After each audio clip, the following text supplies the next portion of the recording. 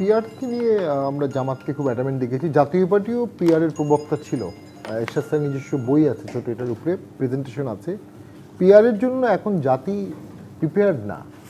আর আমরা পিআর পদ্ধতিটা কি এই নেক্সট ইলেকশনের মধ্যেই চিন্তা করছি, না তারপরে ইলেকশন চিন্তা করছি? এখন যদি নেক্সট ইলেকশনে পিআর হয়, তাহলে তো আমার ধরনের সংবিধান অ্যামেন্ডমেন্ট করতে হবে, কারণ সংবিধানে 300 সিঙ্গেল ইউনিটে ভোট হবে এমনটি বলা আছে। 300টা ভাগ হবে বাংলাদেশে ভোটের ক্ষেত্রে। এইটা তো মনে হয় একটা বেসিক স্ট্রাকচারের পরিবর্তন হবে যদি পিআর পদ্ধতি চলে আসে। ভোটিং সিস্টেম তো একটা গণতন্ত্রের সাথে, তো সেই ক্ষেত্রে এটা গণভোটের ইস্যু আছে, যেটা আগের সংবিধানে ছিল, বর্তমানে না থাকলে ওটা ফিরে আসছে 15 অ্যামেন্ডমেন্টের পরে, বাতিলের পরে। তো সেই ক্ষেত্রে গণভোট ছাড়া পিআর, মানে পিআর একটা ভোট সিস্টেম, এটা নিয়ে আসতেও তো একটা ভোট সিস্টেম লাগবে। তো এইগুলো আসলে আমার মনে হয় সামনের ভোটটা ট্রেডিশনাল ভোট করে দেন পলিটিক্যাল গভর্নমেন্টের পার্লামেন্টে এই রিফর্মগুলো আনা যেতে পারে।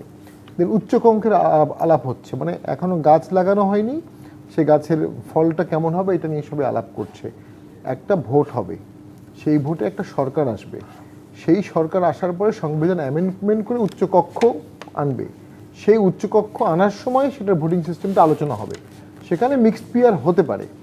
আরেকটা হতে পারে সংসদ ভোট যেটা হবে, সেই ভোটের মধ্যেই এই সম্মতি ব্যাপারগুলো হেনা ভোট হিসেবে থাকবে, যে বাংলাদেশে উচ্চকক্ষ থাকবে কিনা, বাংলাদেশে পার্লামেন্টের স্ট্রাকচার কেমন হবে, প্রধানমন্ত্রী পদে কেউ দুবার থাকতে পারবে না, এগুলোর উপর একটা গণভোট হয়ে যেতে পারে।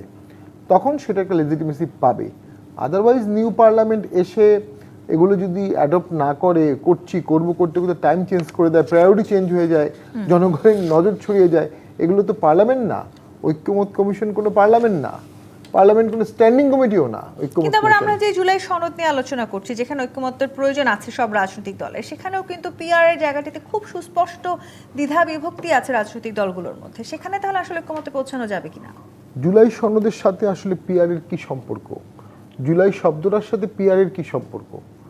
জুলাইতে যখন আন্দোলন হয়েছিল তখন ছাত্র মারা গেছে, সেই গভর্নমেন্টটাকে সরানো এবং রাষ্ট্রের এসেনশিয়াল সংস্কারও সেটার মধ্যে থাকতে পারে, সেটা তাৎক্ষণিক আসেনি, আন্দোলনের পরে আসছে। তো পিআর তো একটা ভোটিং সিস্টেম।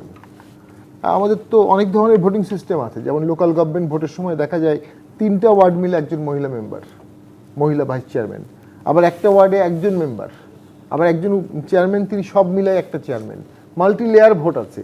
তো সেইটার সাথে জুলাই তো একটা স্পিরিটেড সনদ হবে, যে গণহত্যা হবে না, রাষ্ট্র সীমাবদ্ধ হবে, তাত্ত্বিক ধারণাগুলো সেখানে থাকবে। আর আসলে নতুন কোনো তাত্ত্বিক ধারণা সেখানে কি আসবে? আমাদের সংবিধানে তো সবই বলা আছে। আসলে জুলাই সনদটা একটা অনৈক্যের প্রতীক হতে পারে। জুলাই সনদে অমুক হলে আমি সাইন করবো, অমুক না হলে সাইন করবো না, গভর্নমেন্ট দিবে নাকি সরকারি দল দিবে নাকি সবাই দিবে, সবার মধ্যে তো একটা অংশ প্রথমেই বাদ দেওয়া হচ্ছে। জুলাই তো ঐক্যমত হচ্ছে না, কারণ একটা বড় পার্সেন্টেজ অফ পিপল এর সাথে সংযুক্ত না, করা হয়নি, রাখা হয়নি, ডাকা হয়নি। আবার যারা সংযুক্ত তাদের মধ্যে ফ্র্যাকশন আছে। এটা ঐক্যের প্রতীক না হয়ে অনৈক্যের প্রতীকও হতে পারে। সংঘাতের সূত্রপাত এখান থেকেও হতে পারে। এমনগুলো ইস্যু এখানে থাকবে যেটা বিএনপি মানবে না, বিএনপির সাথে অন্যদের সংঘাত হবে, বা অন্যরা মানবে না। তো সেই ক্ষেত্রে তো আমি মনে করি জুলাই সনদ তো হবে একটা হিস্ট্রিক্যাল ডকুমেন্ট, সেখানে হিস্টোরিক ঘটনাটা থাকবে, আদর্শটা থাকবে, দর্শনটা থাকতে পারে। এত চুলচেলা আসলে জুলাই সনদে থাকার তো কোনো সুযোগ আমি দেখি না। কিন্তু রাজনৈতিক দলগুলোর আবার এই জুলাই সনদকে ঘিরে এক ধরনের সুস্পষ্ট অবস্থান আমরা দেখতে পাচ্ছি।